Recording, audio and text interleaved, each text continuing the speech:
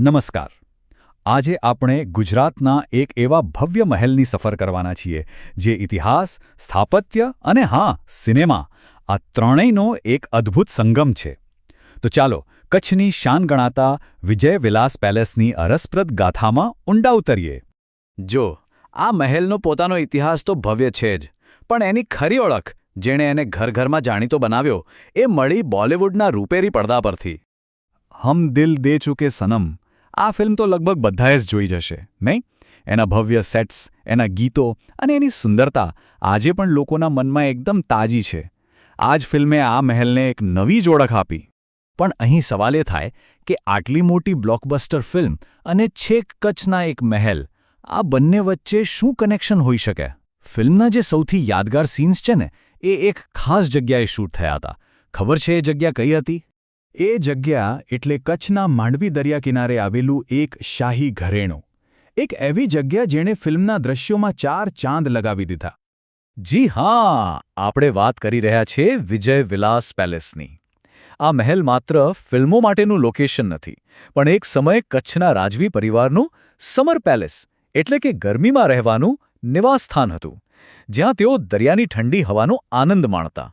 માંડવીના ખૂબ જ સુંદર દરિયા કિનારે બનેલો આ મહેલ, એના લીલાછમ બગીચાઓ અને સામે દેખાતો દરિયો, આ બધું મળીને એક એવો નજારો બનાવે છે કે બસ જોતા જ રહી જઈએ. અને એટલે જ આજે પણ એ ટુરિસ્ટ માટે એક મોટું આકર્ષણ છે. પણ આ મહેલ ખાલી પથ્થરોની એક ઇમારત નથી. એની પાછળ એક પિતાનું પોતાના દીકરા માટેનું સપનું જોડાયેલું છે. ચાલો એની પાછળની કહાની જાણીએ.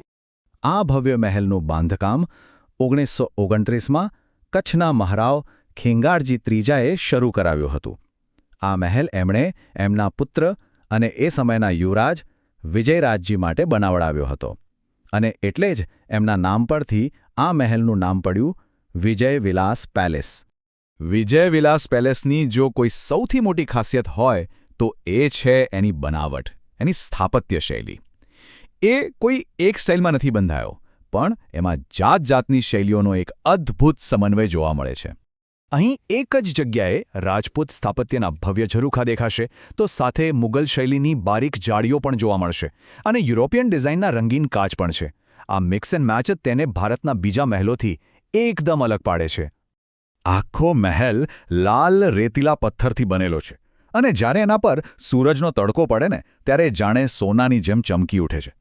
આ પથ્થર જ મહેલને એની શાહી અને ગૌરવપૂર્ણ ઓળખ આપે છે.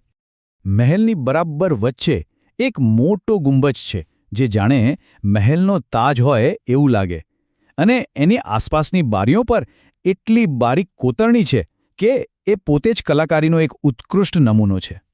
ભલે રાજા રજવાડાનો સમય જતો રહ્યો, પણ વિજય વિલાસ પેલેસ આજે પણ એક જીવંત વારસા તરીકે અડીખમ ઊભો છે. તો ચાલો જોઈએ કે આજના સમયમાં એનું શું મહત્વ છે. સીધી વાત છે. આ મહેલ ફક્ત એક ટુરિસ્ટ પ્લેસ નથી, પણ કચ્છના જાડેજા રાજવંશના ગૌરવશાળી ઇતિહાસ અને એમની સંસ્કૃતિનું જીવંત પ્રતીક છે. અને આજે આ મહેલ દેશ-વિદેશના પ્રવાસીઓ માટે એક હોટસ્પોટ બની ગયો છે. લોકો અહીં ઇતિહાસને જાણવા આવે છે, એની કલાકારીને માણવા આવે છે અને હમ દિલ દે ચૂકે સનમવાળી જગ્યા પર ફોટો પડાવવા પણ આવે છે.